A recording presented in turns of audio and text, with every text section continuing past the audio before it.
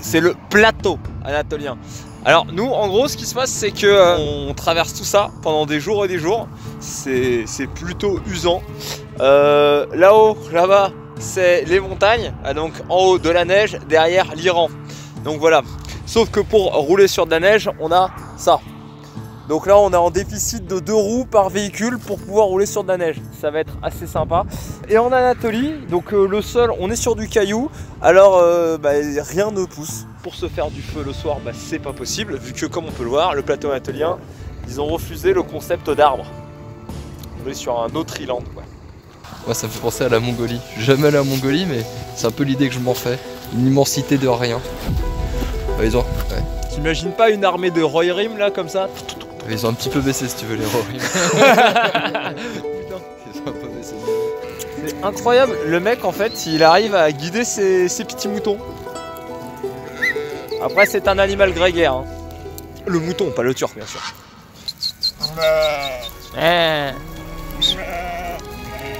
En fait quand je vois tous les paysages qu'on fait, le fait d'être à moto, on passe une montagne, on arrive en haut de la montagne et blam. Et là tu vois une nouvelle vallée. Et là en gros tu t'imagines comme si tu étais il y a 1000 ans en train de tirer ton dromadaire. Et là tu vois ça et tu dis bah voilà, la prochaine montagne là on y accédera dans 2 jours. Et celle d'après on y accédera dans 3 jours. On vit du coup cette sensation qu'avaient les anciens explorateurs, ces anciens découvreurs, de prendre le temps de vraiment d'avancer et de découvrir le pays quoi.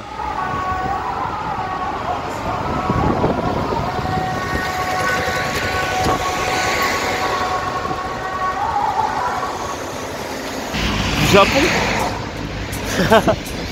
Japon. Incroyable. 10 months traveling. Hein? 55,000 kilometers. 55,000 kilometers. With this motorcycle? Yes, yes. Mais c'est 125. And I'd like to change oil. Short name Koba. Koba.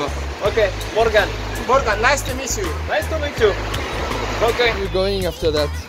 If possible, next year I would like to go to Africa countries. After that? Yes, and 2 years later, I would like to go to American countries, South and East. And you travel for how long in total? I don't know. 10 months now, and after you're gonna travel I don't know. even more, maybe 1 year, maybe 2 years. Koba, il a 50 balais et il a décidé que travailler, ça le faisait chier. Et que donc, du coup, il allait voyager maintenant tout le temps avec sa moto. How did you decide to travel for such a long time? I was working for 30 years as an ordinary businessman. Yeah. During that, I'd like to. I have a dream to go abroad by motorcycle. Yeah. So now I can. No, you can't. Like a long life dream. Yes. And back home, do you have like any family, like Yes, a wife? I have a wife, but unfortunately I don't have kids. Okay. So I have much time. I don't Okay. have much money, but I have much time. Yeah. So I can continue my travel. And your wife, she comes to see you? No, she loves to work, so she's working in Tokyo. Il a une petite Yamaha, une petite 250, là, il arrive avec sa petite moto. Et il traverse le monde avec ça, donc il venait depuis le Japon. Il est pas chargé, hein. Il a un petit sac. Là, il doit avoir ses outils. De l'autre côté, il a son jus d'orange. Ça, tu penses que t'es un peu un aventurier de la vie et tout. Et là, tu rentres une Koba. Ouais, c'est ça, c'est que lui, il l'a vraiment fait en mode Wallogan parce que sa moto, elle est même pas préparée. Ça n'a rien à voir avec Barry qui avait surpréparé sa moto. Là, il n'y a rien, quoi. Les pneus, c'est des pneus de vélo. Et le gars, il roule. Il s'en bat les couilles, Kobayashi, il est comme ça. Incroyable. T'as vu ça? Menos, Et something. à l'est de la Turquie. East Turkey? Turkey. Ah. Froid. C'était intéressant de savoir pourquoi est-ce qu'il voyageait, parce que pour le coup, c'était Là où on a eu un mec, un Allemand qui est un gros baroudeur et il continue à barouder, où on a eu un type comme Barry qui pour le coup avait été un trentenaire comme nous et qui voulait voyager maintenant, sinon il avait peur après quand il aura des enfants de ne plus pouvoir le faire ou d'avoir trop de responsabilités. Là on a eu le troisième cas de figure d'un gars qui pour le coup lui a travaillé tout le temps et s'est dit à 50 balais, du coup ouais, peut-être falloir que je le fasse, et du coup c'est taper des délires à faire plusieurs voyages en moto. Donc comme quoi on peut vraiment voyager n'importe quand et qu'il y a tout type d'âge et tout type de personnes qui le font avec des motivations qui sont différentes. Human is different from other animals because they are very conscious about different or new thing. Bon alors là le mec me dit en fait que la petite estafette qu'on voit juste là, en fait c'est des réfugiés syriens qui l'ont prise pour fuir leur pays et pour venir en Turquie. C'est les.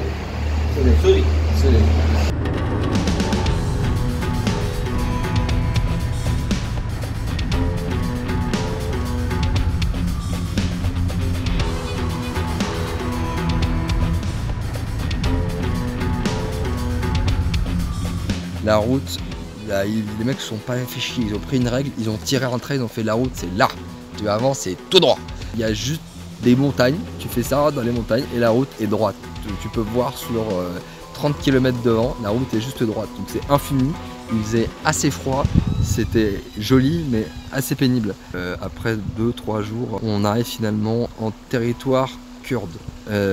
C'est pas la Turquie comme c'est pas Bodrum. Je crois que le gouvernement turc s'en fout assez largement des Kurdes. Les routes c'est pas top, c'est clairement beaucoup plus pauvre. Alors maintenant ça va plus du tout être la même ambiance là, la vie. En fait.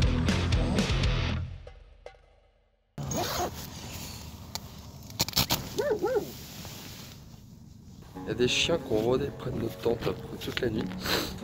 Et ce matin, je les ai surpris autour d'une petite carcasse. Clairement, c'est un autre chien.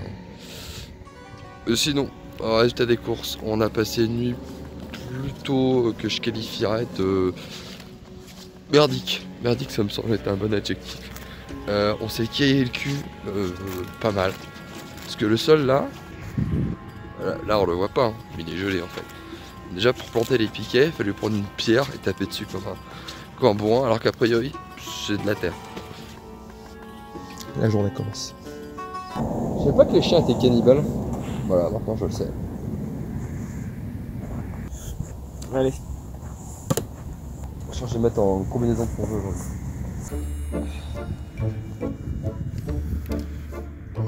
Oh. Ah, tout de suite là? À peine enfilé? Ouais, ça a l'air d'être plutôt bien. Ouais.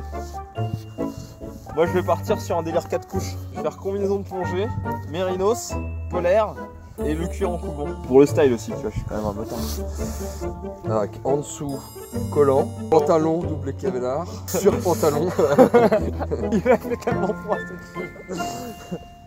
On est au Kurdistan, une région qui est à cheval entre l'Irak, l'Iran, la Turquie et la Syrie, et où il fait froid.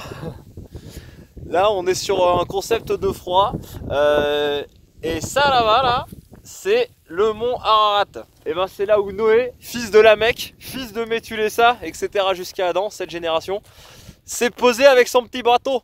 Et ben nous on se dirige vers là-bas. Là on est sur du 5000, je sais plus, 5003 je crois. Le Kurdistan c'est une zone qui est assez en conflit quoi. Savoir qu'il y a les indépendantistes, le PKK, qui sont considérés comme des terroristes par le gouvernement. Et ça se ressent sur place, hein. Y a de la flicaille. On va pas se mentir, on est dans une région, il y a de la flicaille quoi.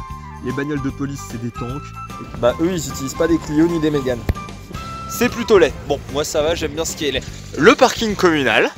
Ouais, alors en fait le mec qui travaille aux ordures ménagères. Maxime, regarde, c'est le petit cours d'eau communal. Tu veux faire l'escalier et non. Ça pour le coup ça ressemble quand même bien à un trou de pub en fait. Oh toi tu le sens plus par là? Je sais pas, moi j'ai l'impression que l'endroit animé c'est là-bas, déjà il y a le cimetière. Maxime, cette espèce de particularité que dès qu'il voit un truc, il se dit c'est peut-être bon. Voilà, donc là par exemple, il veut manger de l'huile. C'est sûr, c'est dégueulasse. Ah d'accord, il les teste tous en plus. Cet homme n'a peur de rien. Oh, ah, je suis dégueulasse. Oh. Bon, celui-là est pas bon. C'est dégueulasse. Je mange de la friture au miel là. Celui-là, on est sur le même concept, mais en moins gras. Vous pouvez pas être plus gras. C'est pas bon non plus. C'est pas diète non plus. C'est pas bon. Tu fais du mal, Maxime, j'aime pas ça. On jette pas de la nourriture. Ah, jette pas la nourriture, je te la redonne pour que tu la termines. Tout. Tout. Ça n'a pas trop d'intérêt. C'est pas mauvais. Ça a pas une gueule ouais, c'est pas une affable, hein. C'est quoi? Je crois qu'en fait il y a des pois chiches aussi. Dans un dessert? Alors ici il fait tellement froid que du coup bah, on va changer le liquide de refroidissement pour mettre de l'antigel à la place. Donc là c'est l'ingénieur en chef, ça c'est son stagiaire. S'il l'enlève ça va lui gifler la gueule. Ouais, mais il le savait, regarde, il se lave même les mains avec. Ah, ce passage de couilles. Sans pression, devant toi. Ça, il le boit même. C'est bon. Regarde, c'est pas dans les règles de l'art. Faut pas se mentir, hein. C'est pas les règles de C'est l'art. quoi? On n'ira pas boire un coup dans cette ville. Hein. Et encore, tu devrais le voir quand il vidange de l'huile. On se demandait comment ils font pour pas avoir de dents dans cette région. J'aime bien la couleur, on sent que c'est bio. Alors par contre les gens ici, ils ont pas de moyens, mais ils ont des idées. Venez voir. Tu vois quand tu fais une vidange, bon bah ton huile de vidange, enfin ton huile vidangée, elle est dégueulasse, elle te sert à rien. Bah ici ils savent pas en faire. Ils réutilisent l'huile de vidange, ils la foutent dans un pot comme ça. Et puis derrière, bah, avec une petite valve, ça tombe au goutte à goutte et ça te fait un poêle pour te réchauffer les mains. Voilà, rien ne se perd, rien ne se crée, tout se transforme. Car oil. Car oil. Perfect. Bravo monsieur. Vous êtes un cerveau brillant. Voilà. Alors moi le Kurdistan, je suis déjà fan. En fait, on se croirait un peu dans Mad Max, mais avec le thermomètre qui a chuté grave. Ah les gamins, ça bosse? C'est bien. L'école c'est de la merde. J'ai toujours dit que l'école c'est de la merde. Voilà. J'ai parlé à un gars au téléphone. Oui, moi aussi. Non, turc. Ah. Non, vas-y, continue, pour l'instant tu gagnes. Ouais. Il m'a parlé du Mont Ararat. Ouais.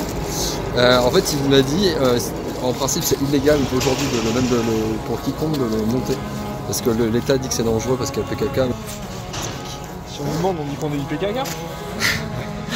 Voilà.